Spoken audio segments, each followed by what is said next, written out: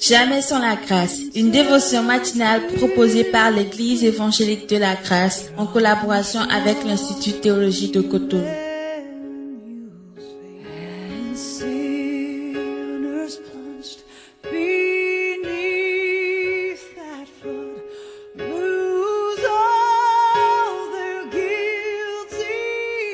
Bonjour chers amis, chers internautes, une nouvelle journée, encore une nouvelle provision. Bienvenue dans la dévotion du jour de ce matin qui nous amène dans Ésaïe chapitre 50, le verset 4 et 5. Père, merci de bénir ce merveilleux passage, merci de nous parler, de nous faire du bien ce matin, de nous montrer la voie à suivre. Au nom de Jésus, Amen.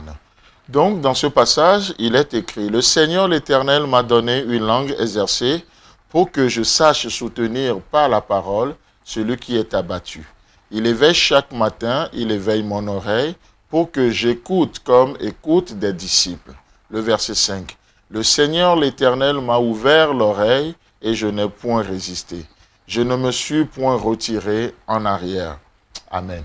Un beau passage, n'est-ce pas? Donc, on avait terminé la semaine, la dernière fois, sur le verset 4, où nous voyons clairement le prophète, l'homme de Dieu qui parle, en témoignant de cette langue exercée que le Seigneur lui a donnée. Pourquoi? Parce que parfois nous-mêmes, on est découragé, on est abattu, on se pose des questions et on a besoin de se parler soi-même. Quelqu'un a dit les choses les plus précieuses que nous disons, c'est celles que nous disons à nous-mêmes.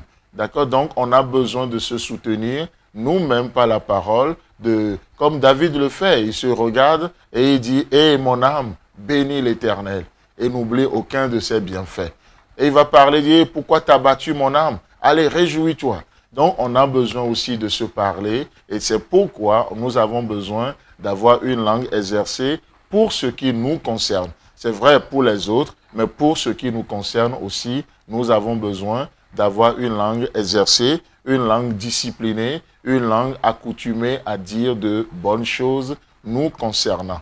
Alors, la question qu'on peut se poser ce matin, c'est d'où vient la langue exercée? Quelle est l'origine? Quelle est la source?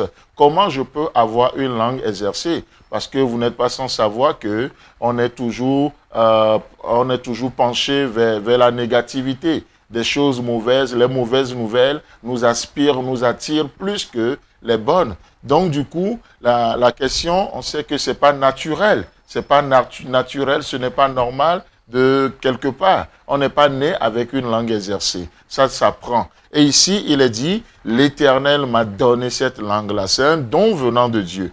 Mais comment ça se fait? La suite du verset nous éclaire là-dessus. Il dit, il éveille chaque matin. Il éveille mon oreille pour que j'écoute comme écoute des disciples. Très intéressant. Dieu vient chaque matin, comme il vient à travers cette dévotion, et il éveille notre oreille. Il parle à notre oreille. C'est comme Dieu vient déboucher nos oreilles quelque part.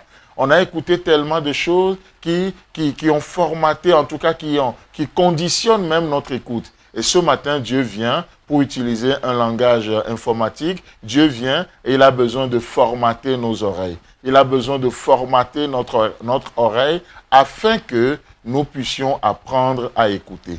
La langue exercée n'est pas le fruit du hasard. La langue exercée, c'est le produit d'une oreille en bon état. Une oreille éveillée, une oreille ouverte. Vous savez quoi? Si Dieu ouvre nos oreilles, et le prophète Ésaïe dit, « Et il a ouvert mon oreille, et moi je n'ai point résisté. » Oh, c'est vrai que Dieu, en ouvrant nos oreilles, en mettant sa parole dans nos oreilles, parfois ce n'est pas conforme aux pensées naturelles. Ce n'est pas conforme à la mentalité en vigueur de chez nous. Donc du coup, parfois il y a cette tendance de résister. Si l'homme de Dieu dit « et je n'ai point résisté », ça veut dire qu'il avait la possibilité de résister. Ou du moins ça existe. On pouvait résister à ce que Dieu veut faire ou à ce que Dieu fait. Mais quant à lui, Ésaïe, il a fait le choix de ne point résister. Pourquoi? Parce qu'il a compris une chose, que c'est auprès de Dieu que se trouve la source de la vie. Et qu'est-ce que Dieu fait? Il éveille mon oreille. Tu veux une langue exercée pour cette journée? Alors tends tes oreilles. Dieu veut toucher nos oreilles ce matin.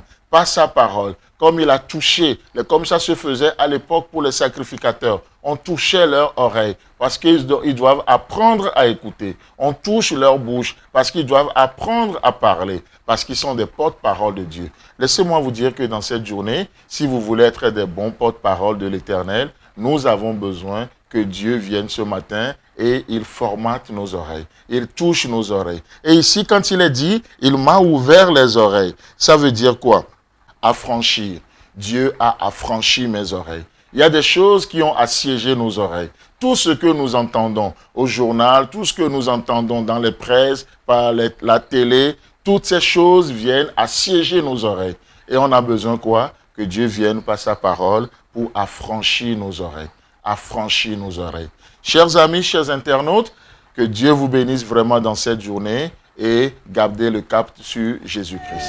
Amen. C'est tout le temps que nous avons. Si vous avez aimé cette dévotion, parlez-en à vos amis. Parlez-leur du message de la grâce et de ce qu'il fait dans vos vies. Pour un sujet de prière, une question ou plus d'informations, contactez-nous. Téléphone 64 88 35 87 ou 96 42 69 05 ou par WhatsApp au 94 75 80 20.